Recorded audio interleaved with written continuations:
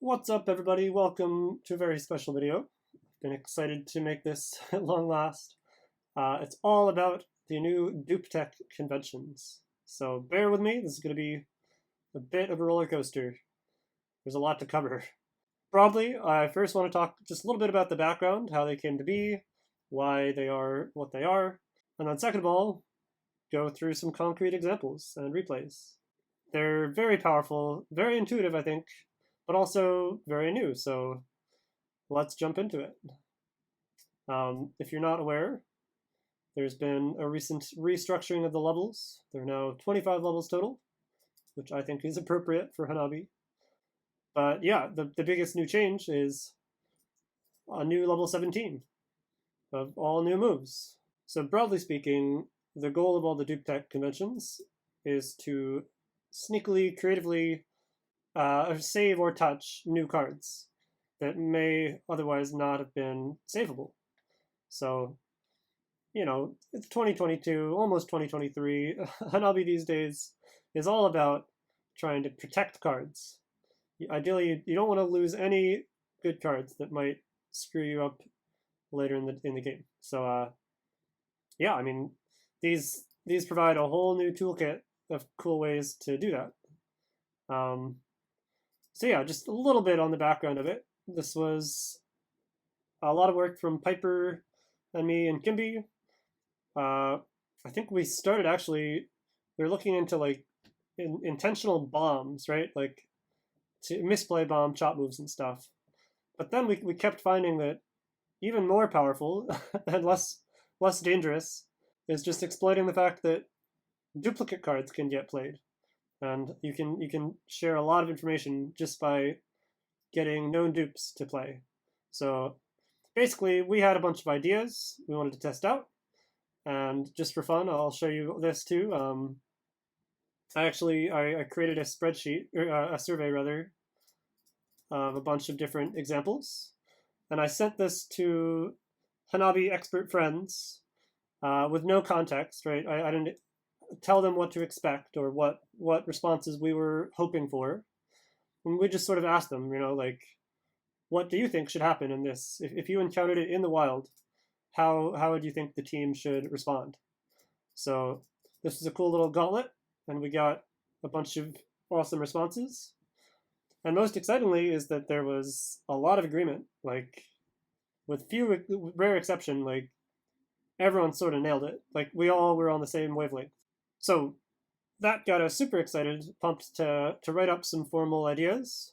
And what's especially exciting is when intuition really maps onto some principles. So if you really want to nerd out, I'll spare you the real nerdy details about, you know, guards and touchability, but I will link you this doc. And anyone who's interested in, like, I don't know, furthering conventions, making new conventions, or just wants to nerd out about the technicalities, definitely check this out because there's a lot of good stuff, and we put a lot of heart into it. So hope you enjoy.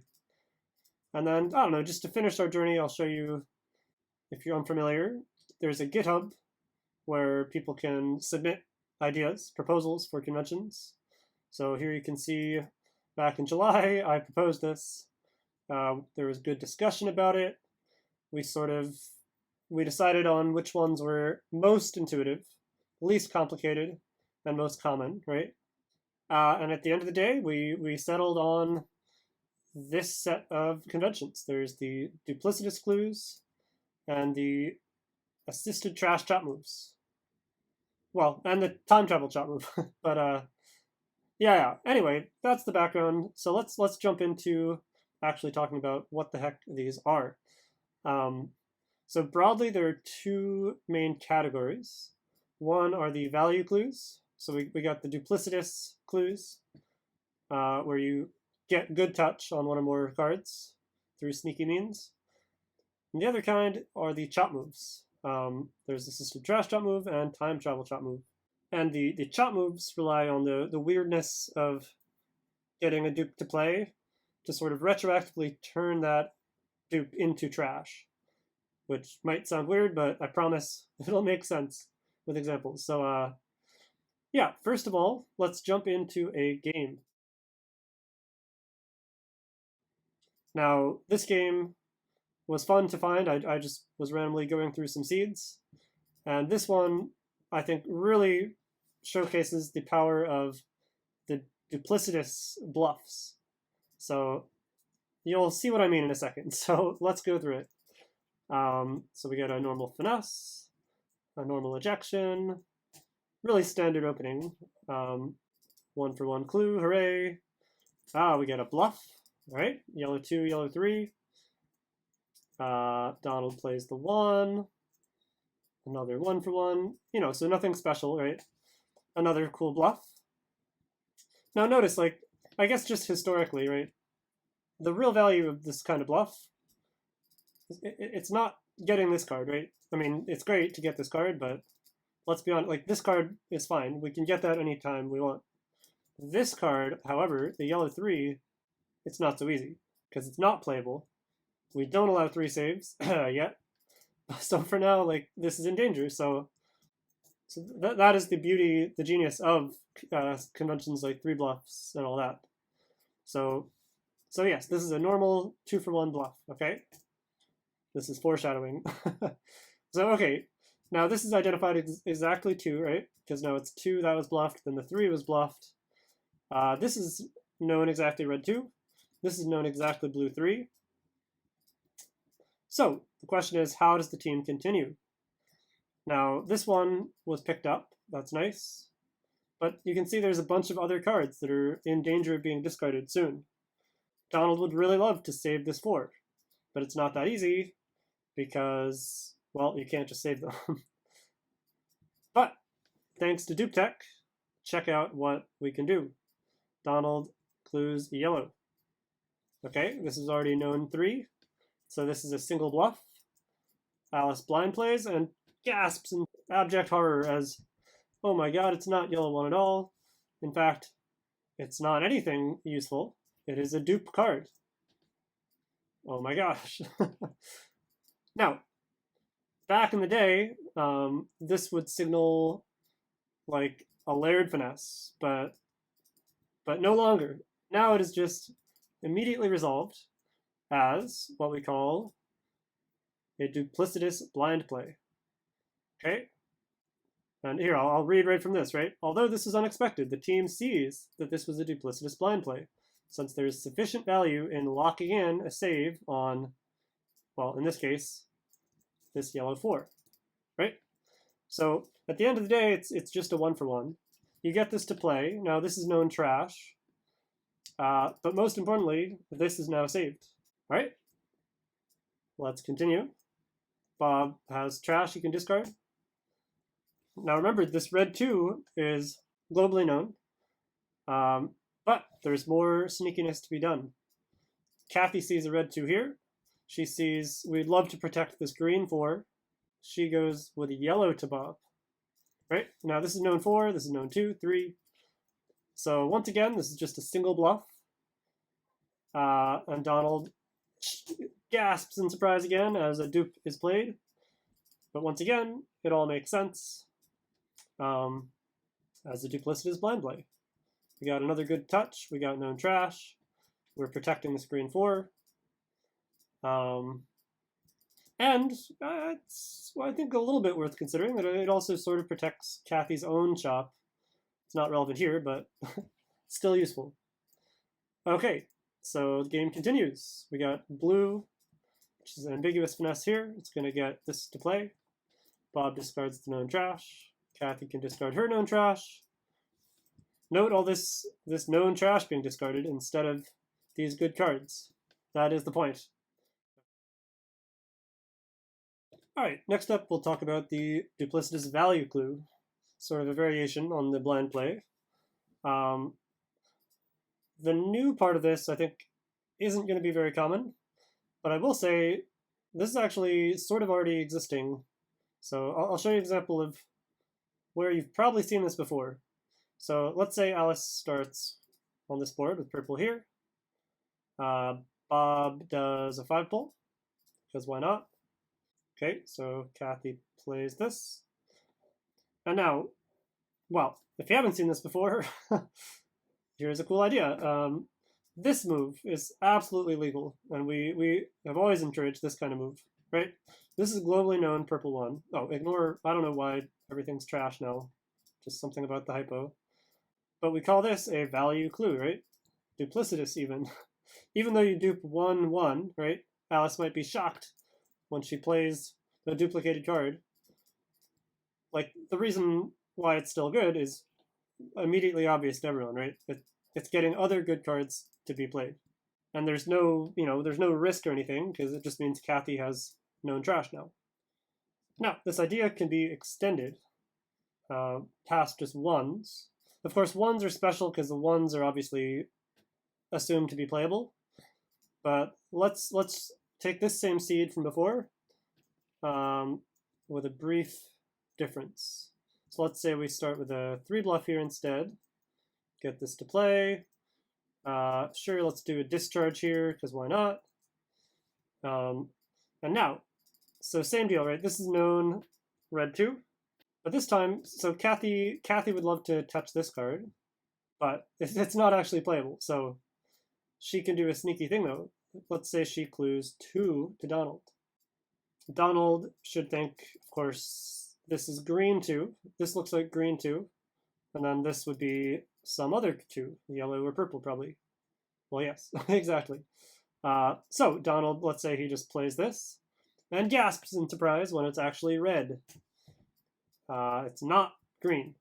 Now, what does this mean? Well, this is just another example of a value clue. The team, it immediately resolves. Nothing else is promised. It just means that Donald picked up this 2 as a 1-for-1. We also got this to play, but that's unimportant. The important thing is now we get another card touched, which will be saved for later. Now, I know this might not be the perfect example, because, yeah, there are other moves. In fact, yeah, other dupe moves you could do. Like purple here looks like a great duplicitous bluff. But, just for the sake of example, let's say this is garbage and this is garbage. You get the idea. And so the important thing to remember is, like, no one should blind play after this, right? Like, this is not promising this card to be playable.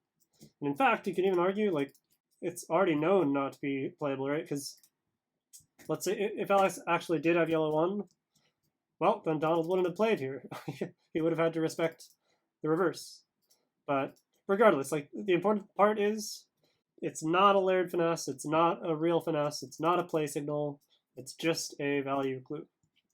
You can do the same thing with 3s. Let's say, so same deal, right? Kathy has known 3 here. She could play it, but she chooses 3 here. Donald, sorry about the trash again. Donald plays this assuming it's green 3, and is shocked that it's actually red 3. Pretend that worked. Wow. And again, nothing else is promised. All the team writes is that these are good touch cards, and they've been duplicitously touched. Valuably duplicitously touched, you could say.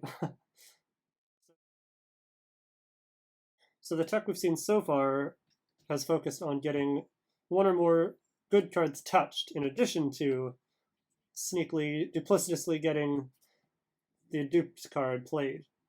But you could also do this as a tempo clue.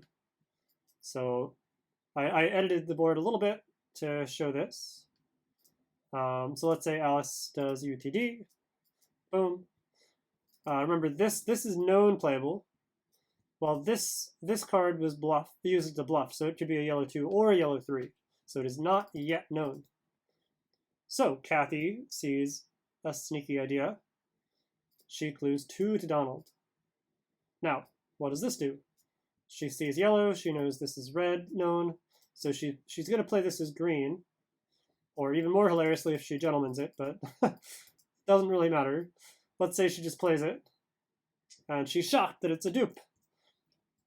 But now in this case, it's a little weirder, right? Because it's not like a new card was touched. This was already touched.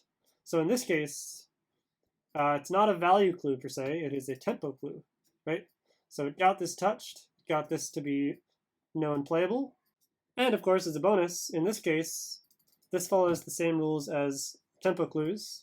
Since this was promptable, right? Since Kathy could have done, like right away, a 3 or whatever to prompt this card, well, there must have been special reason to clue this now as playable.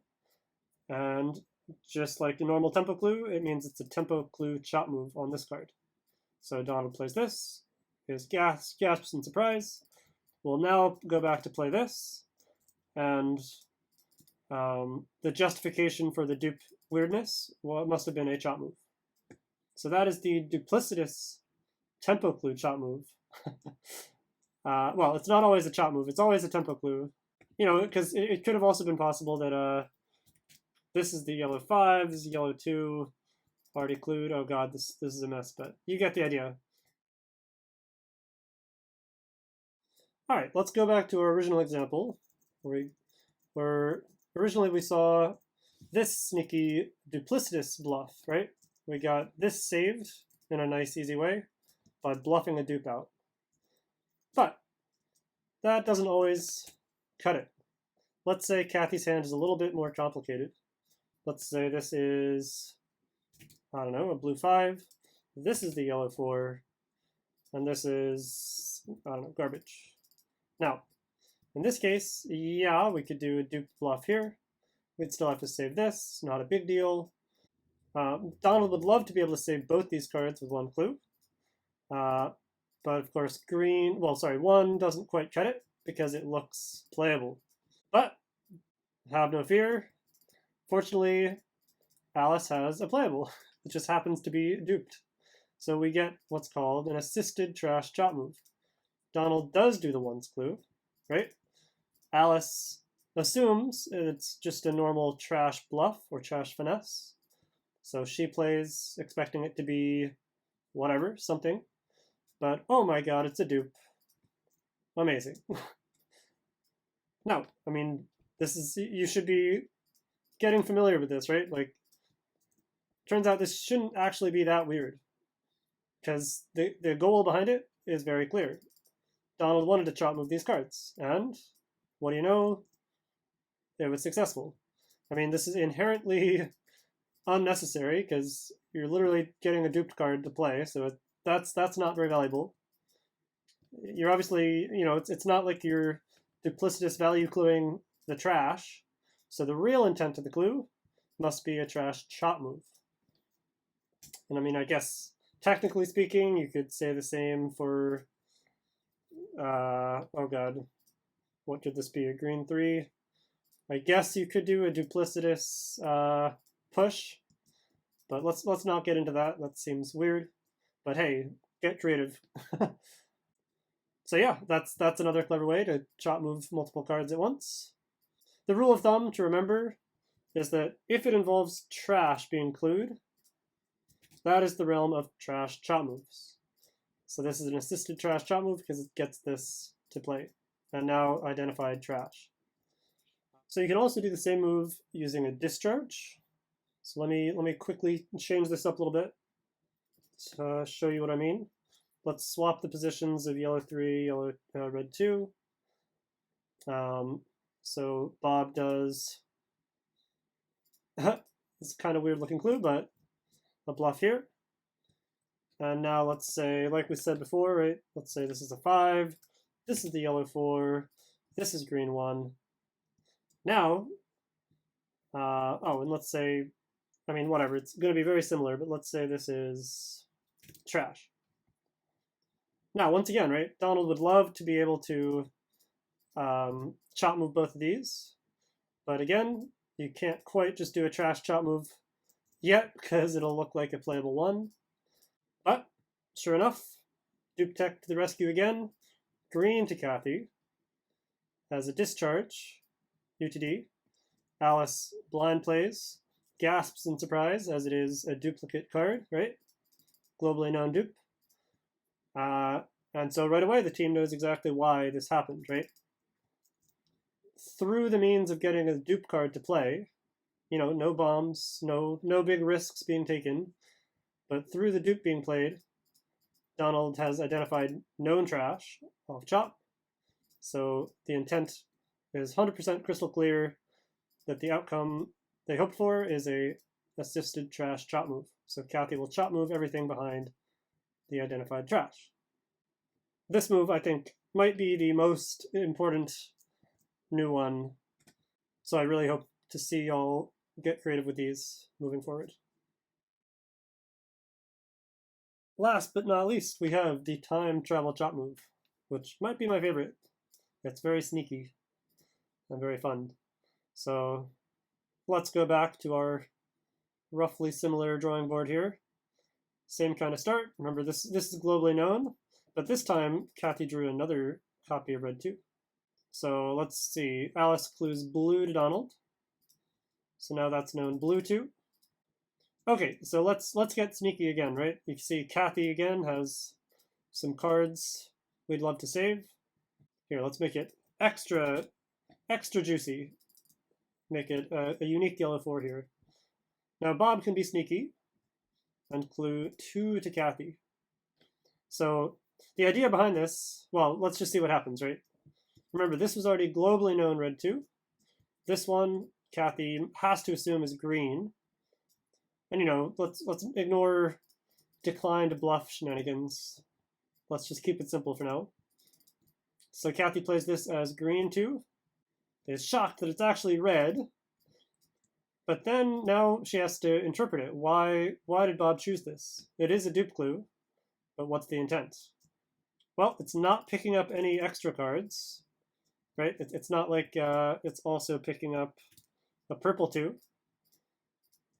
Bonus points. Can you remember which one that's called? So no good touch there. It's not tempoing a card. It's not like that would be a tempo clue chop move. But no, it's straight up just 1-for-1ing basically trash. It's a trash clue is the idea, right? It plays, it's identified as known trash. So that's why we call it a time travel chop move. Retroactively, Kathy looks back in the replay, sees that effectively this was known trash being clued off chop. So how does she interpret it? Well, it is a trash chop move. It's just trash from the future. It's only trash. It would have only been trash after this had played. So it's a little bit Inception-y, mind warpy, but makes sense, right?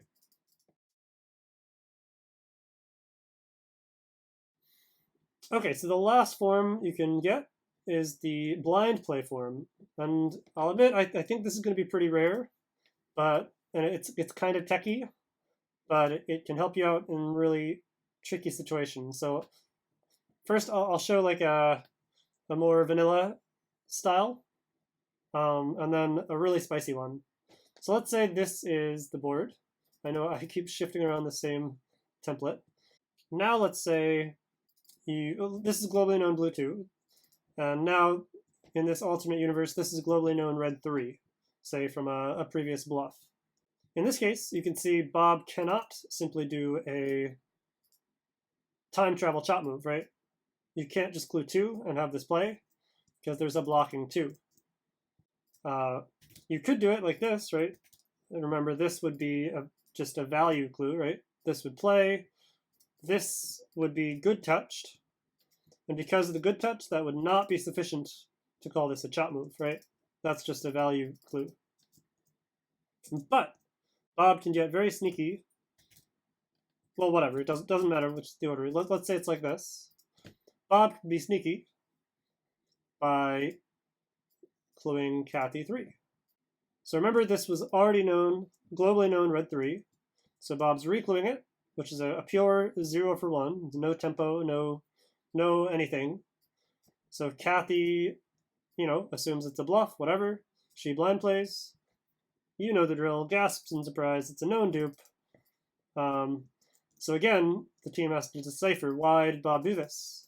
Again, I mean, it's basically the blind form of what we just saw before, which is where known trash will chop move these cards as a known trash clue from the future. Right? I hope that makes sense. And yeah, just to end this video with a little bit of a spicy bang, let's say it's a little bit different. Let's rotate these around a little bit more. Let's say the dupe is here. And Bob really wants to find a way to chop move this card. See if you can spot a time travel blind play that is sufficiently bad enough, as in a 0 for 1, that would chop move this card. It's so exciting to be able to just magically chop move cards. All right, spoiler time. Bob can clue blue to Donald. Since this was already globally known to be playable, that's called a reclue. Well, it's called a reclue. Sometimes it's a double ignition. Sometimes it is a ejection. Now in this case, here, let's make it even more clear. No shenanigans up here. Kathy knows she can't just ignite, because that'll prompt someone else to ignite. So she has to eject. And what do you know? She ejects a known dupe. It's kind of funny to get the dupe out by cluing the dupe itself. But again, the intention becomes clear, right? Only reason to do that is effectively identifying known trash just from the future. And the result is a time travel chop move, in this case, the yellow 4.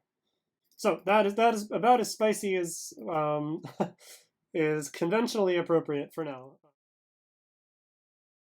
I think that covers everything. I hope this helped. If you have any questions, absolutely reach out, write in the comments, whatever.